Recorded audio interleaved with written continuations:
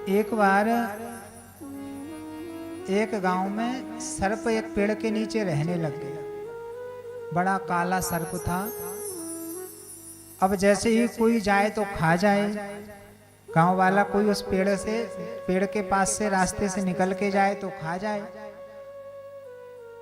अब तो लोगों को इतना भय हो गया कि उस रास्ते को ही छोड़ दिया। गांव का रास्ता बंद ही करना पड़ गया गांव वालों को। सोचा इसमें सर्प रहता है, कभी किसी को डस जाता है, कभी किसी को डस जाता है, तो उस रास्ते को छोड़ दिया। संयोग बस कुछ समय बाद में एक संत उस रास्ते से निकल के जा रहे। गांव वाले बोले बाबा रुक जाओ, बाबा रुक जाओ, इस रास्ते में मत जाओ। संत बोले क्यों? इस रास्ते में कोई कांटे वांटे पड़े हैं या यह रास्ता जाने योग्य नहीं है? गांव वाले बोले बाबा रास्ता तो जाने योग्य है, कांटे भी नहीं है, परंतु एक बहुत बड़ा नाग रहता है, काला नाग है, खा जाएगा, यही प्राण निकल जाएंगे। और कितने लोगों को खा चुका है। संत बोले अच्छी ऐसी बात है तो अब तो हम उसी रास्ते से जाएंगे और सर्प को पढ़ा देंगे, कुछ ज्ञान दे देंगे, उससे वह नहीं खाएगा। संत जैसे ही जाने लगे, सांप निकल के आया बाबा जी पे, जैसे ही फुफकारा, बाबा जी बोले अरे मूर्ख, उस जन्म में पता नहीं क्या क्या पाप किए जो तुझे नाग की योनि, सर्प की योनि में पड़ा है। अब पाप करेगा तो पता नहीं क्या बनेगा। उस जन्म के पाप, पूर्व जन्म के पापों से तो सर्प बना पड़ा है, और अब पाप करेगा तो पता नहीं क्या बनेगा। और ये तो छोड़ दे ये सब काम। अब देखो सर्प भी बात मान गया। एक जमाना था तब सांप भी बात मान जाए, अब तो इंसान भी बात नहीं मानते महाराज। और जैसे ही महात्मा जाने लगे, गांव वाले से बोले अब ये हमारा चेला बन गया है, अब ये किसी को नहीं डसेगा, ये चेला बन गया है। और महाराज जी चले गए तीर्थ यात्रा के लिए। गांव वाले धीरे धीरे रहने लग गए, रास्ते में निकले। सर्प बेचारा अपने बिल में से निकल आए, पेड़ के नीचे पड़ा रहे, किसी से नहीं बोले, क्योंकि उसको गुरु जी का ज्ञान प्राप्त हो गया। किसी को नहीं काटे, ना किसी की तरफ फुफकारे, बोलता ही नहीं।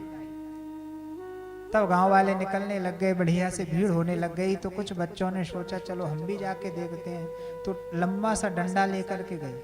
बच्चे खेलने के लिए लंबा सा डंडा लेकर के गए, और सर्प को यूं डंडे से करते हैं कि अगर ये खाने के लिए दौड़ेगा तो भाग जाएंगे, नहीं खाएगा तो खेलते रहेंगे। तब उसने डंडा लगने पर कुछ नहीं कहा, तो बच्चे खेलने लग गए। और बच्चे भैया बालक बुद्धि है, तब खेलने लग गए। तो एक ने सोचा कि चलो झूला डाल लेते हैं, और अब तो झूला से झूलेंगे, तो रस्सी कहाँ से लाए? अरे रस्सी की क्या जरूरत है, यह सर्प तो पड़ा है। सर्प को लिया और डाली में डाल करके, और सब बच्चे पूरे दिन उससे ही झूले। शाम को घर आए तो सर्प को उससे उतार करके नीचे पटके आए। रोजाना का यही क्रिया बन गई कि बच्चे रोजाना सुबह सुबह जाते, सर्प को डाली में बांधते और झूलते, और छोड़ दूसरे रख करके फिर चले आते। अब कुछ समय पश्चात महात्मा जी तीर्थ यात्रा से लौटे, सोचे चेला से मिलता हुआ चलता हूं, क्योंकि ये चेला बना लिया है, चेला से मिलना भी जरूरी है। ज्ञान मिला चेला को कि नहीं मिला? तो जैसे ही महात्मा जी पहुंचते हैं तो महात्मा जी देखते हैं, इधर उधर आवाज लगाते हैं, परंतु सर्प नहीं दिखता।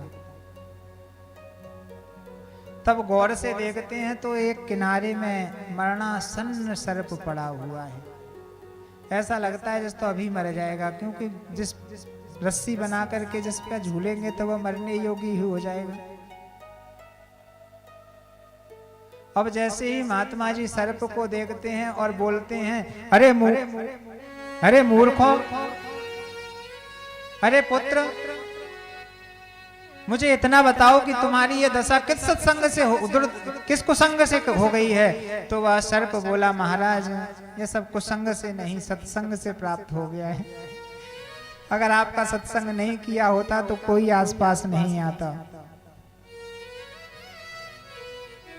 तो महात्मा जी समझ गए और उसको मंत्र दे दिया कि अगर आप किसी को नहीं किसी से कुछ नहीं कहोगे तो वह तुमको भी मार डालेगा, परंतु काटने से अहित होता है। अगर आप किसी को खा रहे हो वह मर जाता है तो अहित होता है, परंतु मैंने तुमको काटने के लिए मना किया था, फुफकारने के लिए मना नहीं किया था, क्योंकि अपनी जान भी तो बचानी चाहिए।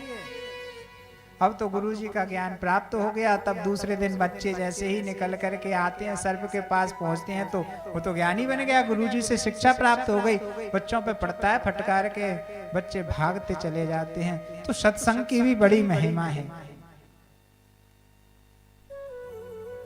सत्संग की पर सत्पुरुषों का सत करना, संग करना चाहिए, क्योंकि अगर आपका संग अच्छा होगा तो आप भव सागर से किनारे पर पहुंच जाएंगे। अगर आपकी नौका टूटी फूटी है तो आप पार नहीं हो सकते। आज पार्वती जी